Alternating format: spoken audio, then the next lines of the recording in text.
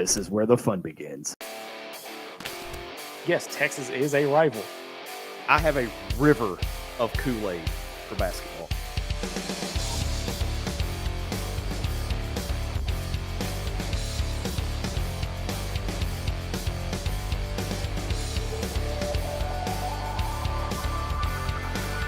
It's time to step inside the Hawg Pen.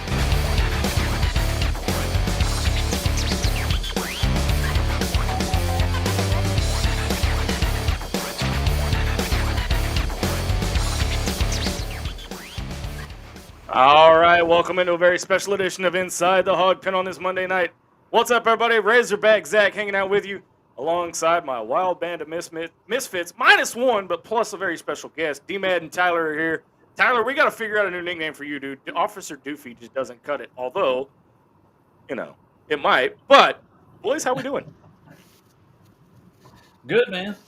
Good. Excited to be here. Excited for this special edition. So, we are joined tonight, and there's a reason we did it tonight versus doing it on our show night, because there's a lot of, basketball's in full swing. I know MC's itching to get back in here after the big win against who the hell did we play last week? Louisville, there we go. And all that. But tonight, here's the thing. Everybody knows about NIL, right? How Arkansas supposedly, sucks butt at the NIL, and we're in the lower half and all of this. We're about to set the record straight, because we've got somebody here that is basically the one and only NIL collective in the state right now. But Payton Dunn is our guest. Payton, welcome inside the Hawg Pen, my man. Thank you for having me. So I got to ask, at what point did you say, you know what, screw it, I'm going to start my own NIL? So first I want to say I kind of feel like a Power Ranger right now in the quad box. It's like, But I had to say it that way. I never quite thought of it that way. This is like the first show that's been a quad box. But it was after the Memphis game. I went to the Memphis game, and we just, the fans treated me like crap. They took our, a label or little statue plaque of our logo and took a sledgehammer to it. And the way we lost that game, at no point did any of the fans in the stadium think we were going to lose the game until they fumbled the football. I was like, this is going to be a close game. It's going to be a close game. And then I'm like, oh, we're going to lose. Oh my God. So I'm on the way home. I'm just listening to John Neighbors, to anyone national media that'll talk about it, to just everything. Cause I had a 3.5 hour drive back to Nashville. And I'm just like, it was the worst drive that I could ever imagine. And then, the idea's there. And then the Notre Dame game just set it in. I had to do something. And I was raised by the generation that takes initiative. So I was like, I can't sit here any longer. I got to do something. If it doesn't get anywhere, at least I tried, and I knew I tried to do something. So that's where the idea came from. Amen. So was it out of anger? Was it out of passion, frustration? What was it that made you go, I could probably fix this, and this is how I'm going to do it? So if your house is on fire, are you going to watch it burn? Right? So I was like, is there a bucket I can go grab to put that fire out? And ChatGPT is a wonderful thing. I start Googling. I start learning anything I can. I'm an educated man a little bit. So I got a little bit of a background in politics and stuff. So I'm trying to get in there and just figure this thing out. And I'm like, I got to start off. Trust is earned. It's not given. It's going to take time. I'm going to have to get on shows. I'm going to have to find and meet people. And so I've just slowly been doing that, and hopefully it gets somewhere. So before launching, when you were doing all your research and everything, what do you think was one of the key pieces that was missing from Arkansas's NIL? Well, one, Blueprint Sports is not a good business partner. They siphon money from Oregon State. I feel like it's the disconnect. It's like you got rich people donating money and you're doing stuff for them. Well, how does me, who can't give more than $50 a month is out of the question for most people, how do I get something in here? Why is there membership tiers? Why am I not allowed to be this member even if I give what I can? And that's where I feel like I was trying to make it where everyone could be a part of it. and that everyone could fit in, and it didn't matter what economic class you're in. You were part of this collective, and that's what I wanted. Man, Go ahead, Tyler. you started realizing how much of a disconnect there was between them. Obviously, they went through like several different chairmen or whatever, whoever was running it for Arkansas. And then for me, when I realized, okay, these people have no clue, is when they put out that Razorback speaker. Like, dude, that was just, it was ugly. Who would have bought that? That's, you know what I mean? So that Bluetooth speaker, it was just, the straw that broke the camel's back, in my opinion. Yeah. Well, for me, it was one of those. You had the athletic director every week say something stupid, and for me, the straw on the camel's back was we're not set up to win a national championship, or the fact that he always had something negative to say about NIL. Yeah, I Like, meant more about that collective. Oh yeah. Yeah. The Arkansas Edge, whatever it's called. Yeah. Payton, I want to talk about the vision and the purpose, if I can. How do you define success for the collective? So when I originally started, like, my first pitch out there was like, hey, if we get $20,000, we could sign players. Actually, I could sign players right now. I'm just trying to get the university to let it happen because I'm trying to play ball and be nice because I'm not at that point yet to go play ball on my own, which is an avenue I can take, but it doesn't make sense for us. But like the vision is, hey, we get as many fans as possible given what they can. $1 a week is where it starts. You get 20,000 people at $1 a week. It's $1 million in gross revenue. And if I can just come from the bottom up and the front office comes from the top down, we can meet in the middle. I can take care of all the people that need to be taken care of, like from track to women's basketball to the baseball team, that are affordable for us, right? And we keep those teams happy. We keep players on that. And then the front office can take care of the football team, the basketball team, the like those people are getting millions. So it's like, it's unrealistic for the fans to just put all this money in a pot for one player. Let's go build a foundation so that the 4 employees in the front office can focus on 3 teams. And that's kind of the vision I have at the moment. Well, okay, so how do you decide where the money goes? Like, is it performance based? Is it need based?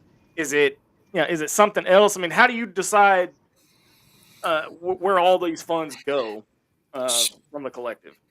I mean, at a point, it could be, like we see a need or we were made aware of the need in a certain area. That's all I'm going to go into detail on that. You can interpret the rest.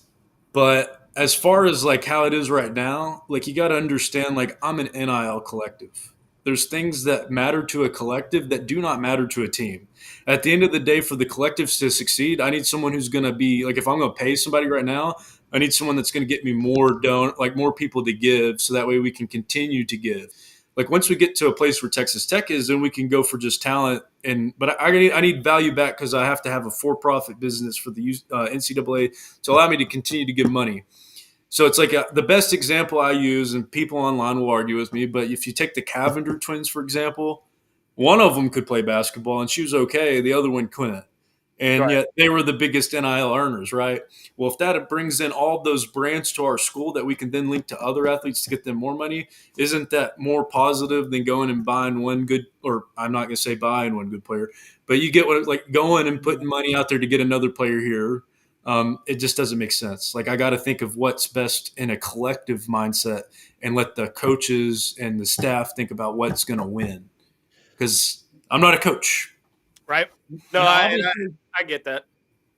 And obviously, after the ruling that the for an NIL deal, it has to be like a legitimate employment opportunity. Basically, how does that change for collectives? Because I know that's been a big issue for collectives, and you kind of mentioned on that. But how do you work through that as you continue? So as long as I don't have to go to the clearinghouse right now, I'm good to go. I'm going to have to probably change the name and rebrand to a more generic name. That way it just disassociates us from the university. There might be like where we make some kind of model and we have to give it to another university just to get, or we combined with some other university, like just have some kind of agreement with like a basketball NIL fund for in some other state. That way, there's no way the NCAA looks at us and says, you are just an extension of the University of Arkansas. They look at it as, hey, when we decided that universities could pay $20.5 million, they looked at collectives as an extension of that $20.5 million. So that's why a lot of collectives were going away. They had to change how they operate. Clearly, you can look around and it's like, well, the Grove's still here. Texas Tech did their thing. I mean, the NCAA hasn't put a fist down yet, so we could do whatever we want, but to be compliant, and that's what I'm going for, we're going to have to change and be a more generic name, and we're going to help Arkansas out, and that's going to be our main focus, but we might have to like put some effort or start one at somewhere else just to where we can play ball. Yeah. Guys, I know you're watching. For the fans, if you guys have questions or comments for Payton in regards to the Pigpen Collective, leave them in the comments, and we'll definitely get them live on air. Payton, okay, so walk me through a real deal here. What does a partnership with Pigpen Collective actually look like? Like if somebody or a business was to partner and become an NIL, be a partner with you in NIL, what would that look like? So again, we're for profit. I ain't got a tax write off. We don't do that. But say let's just take Business One. I'm not going to put anybody's names out there because people have hit me up and other things, and I don't want to be flamed on for that. But let's say Business One comes to me and they're like, "Hey, I got $2,000. Like, how can I work with you or whatever?" I'm be like, "All right, what's your interest?" Because right now we can just go sign. We're trying to sign whoever just to get someone off the ground, Right. And we're going to put their business name on the contract. I got the contract. Here you go. Your name's on there. It didn't come from me. And then we'll just show you how to do it. Because right now I don't need that money. In the future, it's going to be probably different. There's some big moves going on, some restructuring. So it's going to be a little bit different. But right now, that's how it's going to go. I'd envision in the future that donors would just, based on the software we go with, they would be able to just do all that on the app or the website that we have. They can designate it for an individual or a team specifically. So the model, as I was doing research earlier this afternoon, why the $1 per week model, and what is what's the fan response been towards that? I think the fan response has been pretty positive. I mean, look, I started in late October. We're in early December. I have like 50. I'd say about 50 solid members. You know, there's some cancels and new joins, so you can't always keep up with it exactly unless I'm checking it every day. I think it's pretty positive, and I have other options. You know, if you want to go up to 20, if you go to donate, you can donate whatever, and it can be reoccurring. So say you have $2, you can go to $2, or some people even do 100. So I think it's $1 a week. I think anyone can afford that. I think it's $52 a year. If I'm going to college, and when I was going to college, I could set aside $1 a week to go to something that I really cared about and wanted to see grow. And I want to give everybody an opportunity to give. Tyler, you want in, or you want me to keep going? Yeah, no, I think that's great, man. Because for average fans, like there are a lot of people who can't make it up to Fayetteville every weekend or things like that to go watch games. And dude, $1 a week, like you said, you get a certain amount of people doing that. Well, that adds up really quickly. And if you get all the working age people between 18 and 55, if you can get a good percentage of those people donating $1 a week, that adds up. That adds up quick, man. Mm-hmm. You published that 90% of the money goes to the athletes. How do you maintain that transparency? Like, how do you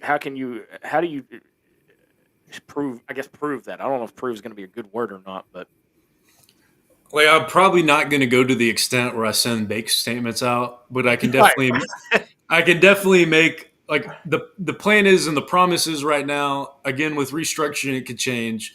But as of right now, how the Pigpen is structured, it will be a quarterly to the members only, a financial report. Like, hey, here's the donated money and here's where it went.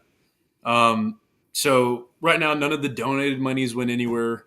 I sponsored a basketball tournament, White County tournament last week. That was out of my own pocket. T-shirts, merch out of my own pocket. I have, like, if people get that sensitive, like the software I use right now tells me how much we made total. It shows what's went in from the Pigpen Collective into the account. And I'm like, look, here it is. Here's where it's at. It's still sitting in the bank account. It hasn't done nothing yet because I can't sign anybody. Right.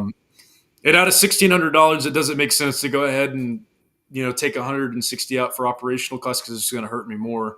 That's going to be like way later down the road. Like right now, I'm eating that. Will there be Sorry. sorry? No, you're good, Will Tyler. Go there ahead. be like benefits for members down the road, especially when you start signing athletes depending on the membership tier that they have? See, I don't want to do membership tiers. Again, if we got to make partnerships down the road, like some things come out of my hands, but my vision is anyone who gives is a member. I don't care. Like I don't. There's no social class of this collective, and we're going to try to do events. So it's like we can go on a tour around the state. Let's say we go to El Dorado, we go to Jonesboro, we go to like we got to go to places that are kind of bigger, but people can get to, and we can sign a couple players to some deals where they come. I come in person, or whoever comes in person. We bring a coach or two, and we just, hey, this is how it's going. Here's some free beverages, whatever. We get some people to chip in for that. But, those do cost money. We have to get built up to get to that. Maybe, and there might be a time where we do a deal if we get like more merch. Like right now, merch is costing me a lot. But if there's a point where we can get it to be like, hey, you sign up for $100 today, you get a shirt. But I love the fans. The fans are everything. But you got to understand it's so hard to do anything at $1 a week, because the financial software takes money on that. So like at the end of the day, we think we make like 67 to 70 something cents on that dollar. So it's like, you got to think it's like, it's so hard if we do that, but I really want to get to a point where we can.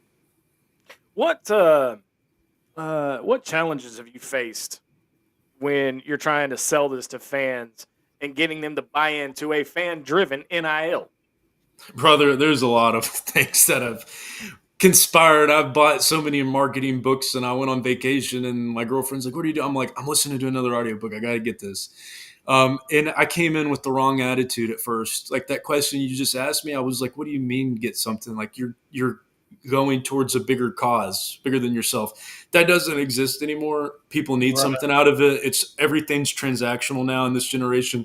So I had to like rethink it and remarket it and change my own mindset to be like, hey, I'm going to have to find a way to give these people something for their hard-earned money. So that's kind of what I've learned. That's the biggest challenge as far as that aspect goes.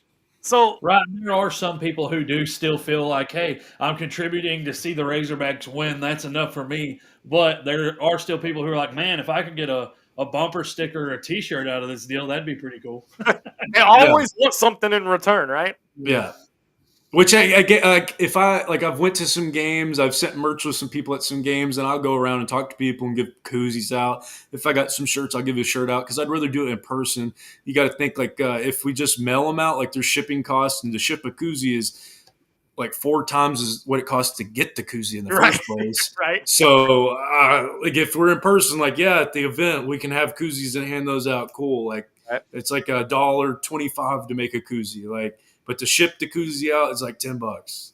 Yeah. Which I think is getting completely crazy. But has the University of Arkansas kind of reached out to you? And if they have, and of course you can answer this yes or no, has the response been negative, positive, kind of indifferent? So at the Missouri game, before the Missouri game, I had a meeting with the front office. And this was the topic. Like it was, they didn't really put out what it was about. So we kind of had to just fill it out. And very receptive. They loved what I'm doing. They're commending what I'm doing.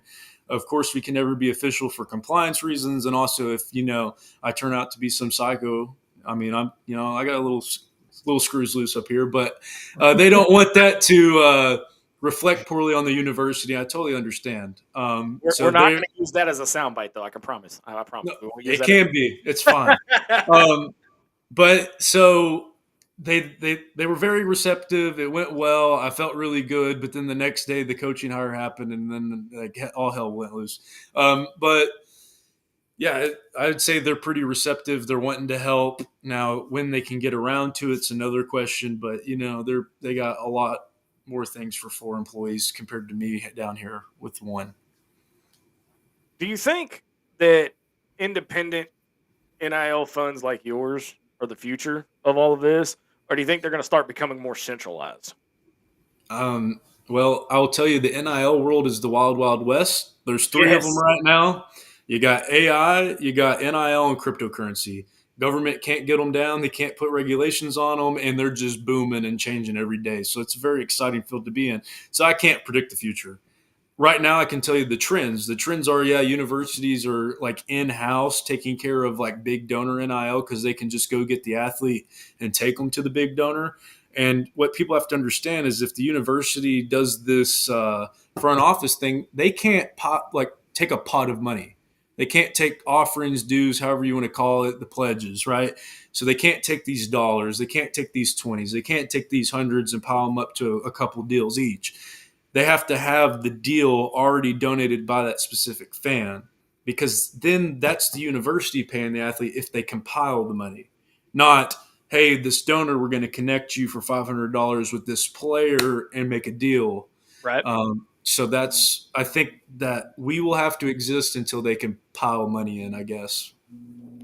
So, how many members or contributors or donors do you currently have, and do you have a goal in mind every so often as far as one that you want to reach to kind of expand a little bit further? All right, we've hit like 200 donors, so we're going to expand a little bit further and do this. I would say right now we have 50. And I've tried to put expectations on this, and I can't. Like, it changes every day.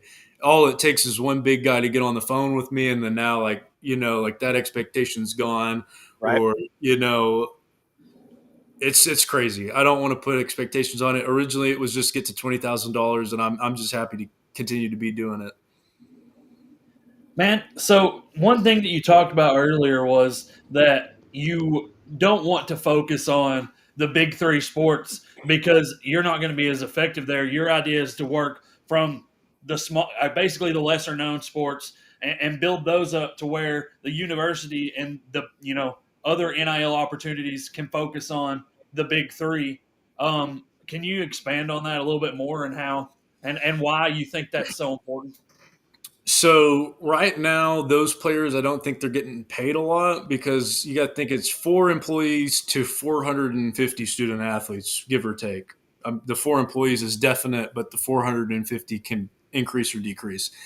At the end of the day, by the time they get done with the football team, you think like Tyson takes care and John Calipari do an amazing job of leaving the front office and taking care of the basketball teams themselves. Van Horn, he's got his crap together too, where he can help out too and try to get people in that. But also, like most of the rotational guys on the baseball team, they're open to deals. They need help.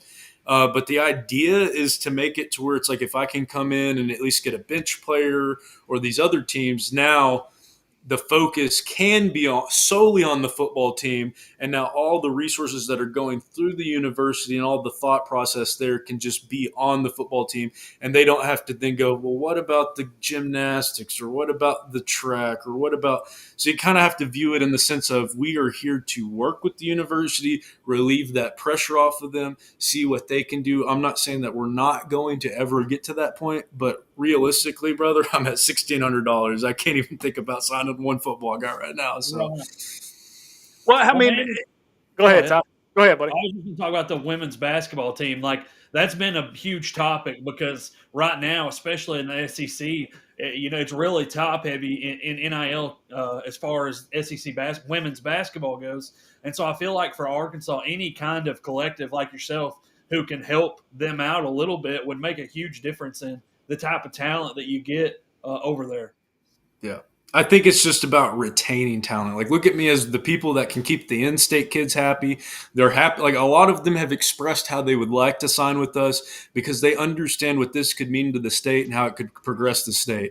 So, I mean, most of the in-state kids that do go to the university need to be there 3 years, but yet then say Old Miss or somebody else comes along and offer more money and poaches them. Like, we don't want that to happen. Like, so an incentive is definitely going to be there to keep those people. But for women's basketball, I've identified a player over there I want to sign. I think she'd represent us very well. I hope it can go through. I'm trying to get it done. I love every sport as a hog, and you got to think it's like 52% of the population is women. If we can get women into women's sports, we're going to make even more money. I got a sister. I got a mom. Everybody's got a mom. you got to care about women's sports too. You can't just exclude them. Right. I love So it. I'm gonna try to keep this, like I told you earlier today. We're gonna try to keep it kind of short and sweet. I want to have a little fun with you, Peyton. I want to ask you a couple crazy questions. What has shocked you the most since starting this? Ooh, I had the little bit of ignorance of thinking people would just jump on more. I thought it would just be like a collective, like, hey, let's go join that guy and do it. I never expected, like, you can see it a little bit online of how toxic our community can be. And brother, it's pretty toxic. Like, I've gotten into the weeds. I know way too much now, We but know and it's all like about that. I just want to preach unity and try to bring them together. Also, like the amount of people that will hit you up and they have bad intentions or good intentions and they want to take control, and you're going to have to play it out like, hey, like we need to renegotiate this or that. Trying to manage people online, it's like I try to do the ambassador thing and I get ambassadors and then they want to go on crazy rants. Sometimes I'm like, hey, brother, like you're representing us now. You kind of have to tone it in. Me and you are both veterans. We get it. Like there's a time and place. You got to have your professional persona, what you put online, and then what you can say. I was like, just take it outside, take it to a chat. Like you can call them whatever, but just don't do it publicly because I need you to represent us good. So like that's been the crazy stuff. It's a lot of learning curves. That's one of the reasons I'm not in charge of our social media platforms. Man, the difference between what we talk about on air and what we talk about in our group chat is so different. Oh my God. If y'all could see the kind of things that we talk about throughout the day in our team chat, it's mainly Dylan sharing food porn and Tyler sharing, new fatherly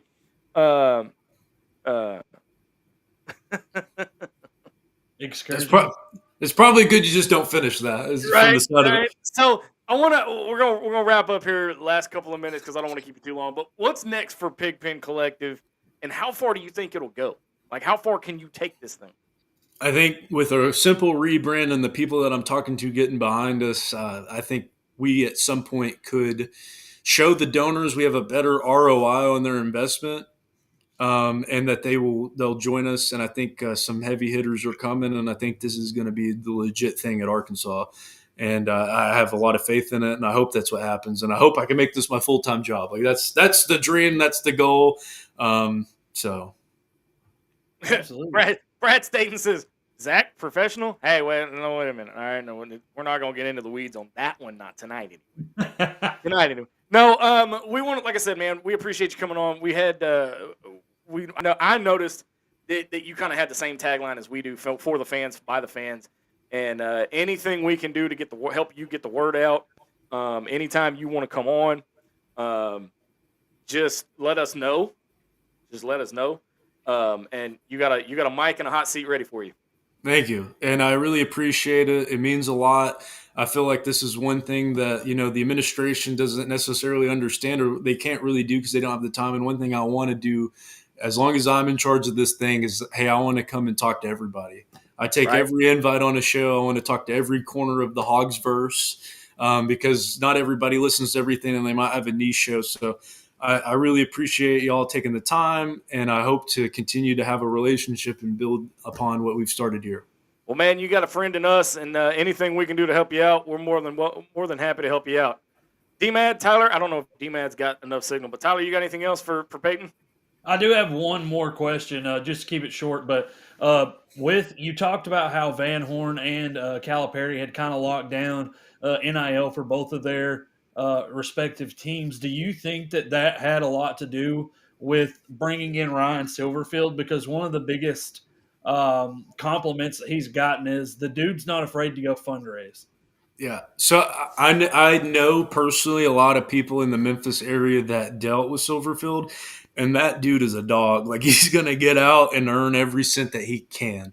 And there's a lot of people that know him from Memphis and that are also Hogs fans. And I think that's going to benefit him a lot. I think he's young. He's got a motor. And it's like Pittman was never going to go ask for money.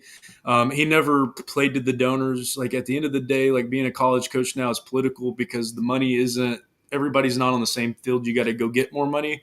And, if you're the politician that's cranky all the time and doesn't want to get out and play the game, you're not going to get any voters or funding. And, I think Silverfield's the guy that's going to go shake the right hands, say the right things, and then do what he wants on the field with the funding that he's going to get.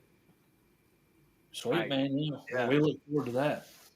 All right, that's going to do it for us. Payton, man, like I said, we appreciate it. Anything we can do to help, just reach out to us.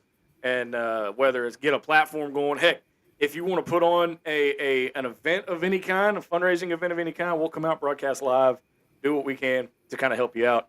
But, man, hey, we really appreciate it. And like I said, you got a friend in us, whether we can be ambassadors or, media partners or whatever, just let us know, man. But make sure you guys catch us Thursday nights, new night, Thursday nights, 7 p.m., new night, new time. Y'all know we've done this for years. Right as football ends, we change nights and we change times. It's like daylight savings time. No, I'm just kidding. It's a lot better than that. But Thursday night, 7 p.m., MC is going to be back. I'm sure he's going to have a ton of basketball talk. We are about to hit SEC play in just a couple of weeks. Of course, Tyler will be back with us. And I don't know if D-Mad will. He's kind of off in Guantanamo Bay again. But we appreciate everybody hanging out with us. If you guys got questions for Payton and you missed the live show and you're listening to us on the podcast, hit us up on our Facebook page, and we will definitely try to get those questions over to him. Other than that, Payton, where can they find information about Pigpen Collective, whether it be on Twitter, Facebook, or a website? Yeah, so www.pigpencollective.com is where you go to sign up. I have like you just put in an email inquiry. I usually get back to it in the day. You're getting a response from me. I am open to getting that email is open because the fans can get to me and ask me questions. DM the Instagram account, send a message to the Facebook account. That's actually how these guys got me on the show, or DM the X account. So or at me in a post. I'll find it. Comment. I want to talk to you if you have questions. I want to answer your questions. Heck, I'll even give you my number if you want to talk about it. If that's don't do that. Well, I'm that committed to getting everybody in. Again, I really appreciate it. But if you have questions, you can put them in. I'll come back and read the comments of this, or I can even just hit me up. All right, that's going to do it for us. For Tyler Callahan, D-Mad Madden, and the absent Marcus MC Carlton. And, of course, for our special guest, Payton Dunn of Pigpen Collective, I'm Razorback Zach. You've been watching a brand new special edition of Inside the Hawg Pen. We'll see you back here Thursday night, 7 p.m. Until next time,